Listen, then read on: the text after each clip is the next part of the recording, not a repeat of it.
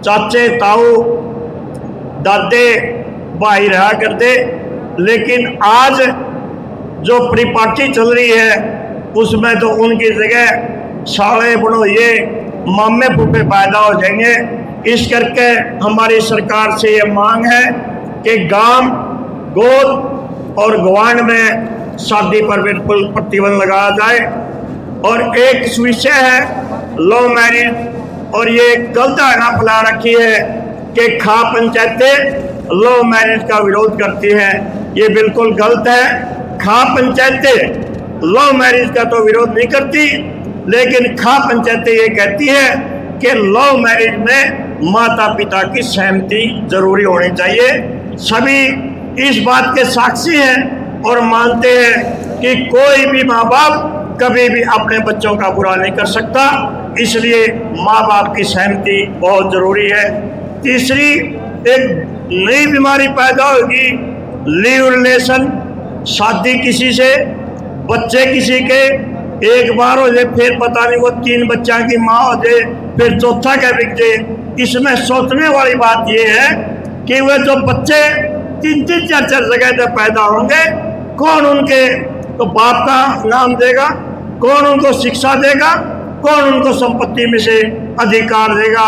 इसलिए सरपंच एसोसिएशन और खा पंचायतों की ये मांग है कि लिव रिलेशन पर तो बहुत सख्ती से प्रतिबंध लगाया जाए।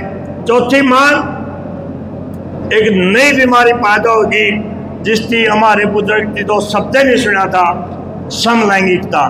जो काम जो अप्राकृतिक करते पशु भी नहीं करते, वो आज का इंसान करने लग गया। यानी आदमी आदमी का ब्याह कर रहा है, औरत औरत का ब्याह कर रहा है। बिल्कुल ये समाज कहाँ जाएगा। हमारी सरकार से यही मांग है कि इस पर बहुत सख्त कानून लागू करके इस किस्म के कृत्य करने वालों को तो फांसी की सजा होनी चाहिए। इन्हीं मुद्दों को लेकर के हमने ये फैसला किया है, लड़का और लड़की की जो उम्र इस वक्त है, हमारी ये मांग है कि वही रहनी चाहिए जो सरकार की मंशा है कि लड़की की उम्र बढ़ा करके 21 साल कर जाए।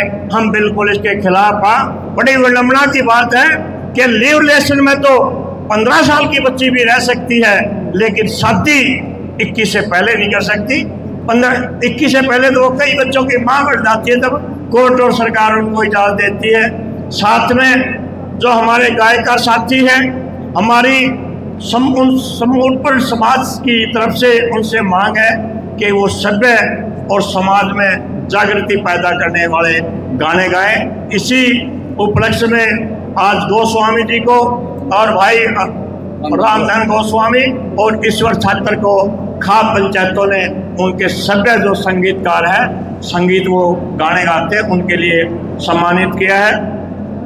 तो इन मुद्दों को लेकर के हमारी खा पंचायतों ने केंद्र सरकार और राज्य सरकारों से मिलकर के काम किया है, लेकिन हमारी ये धारणा है कि जब तक ये समाज जागरूक नहीं होगा तब तक ना सरकार जो कहेगी और ना कोई और काम। इसलिए हमने फैसला किया है कि 28 सितंबर तक प्रत्येक गांव में ये खा पंचायतें अपनी अपनी मीटिंग करेंगी ताकि ये समाज जागरूक हो, और जब समाज जागरूक होगा तो सरकार पे दबाव बढ़ेगा।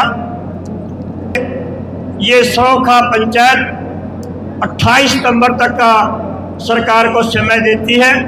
एक और दिक्कत आती है इसमें, केंद्र सरकार ये कानून बनाओगी और केंद्र सरकार की मजबूरी है कि उत्तर भारत के और दक्षिण भारत के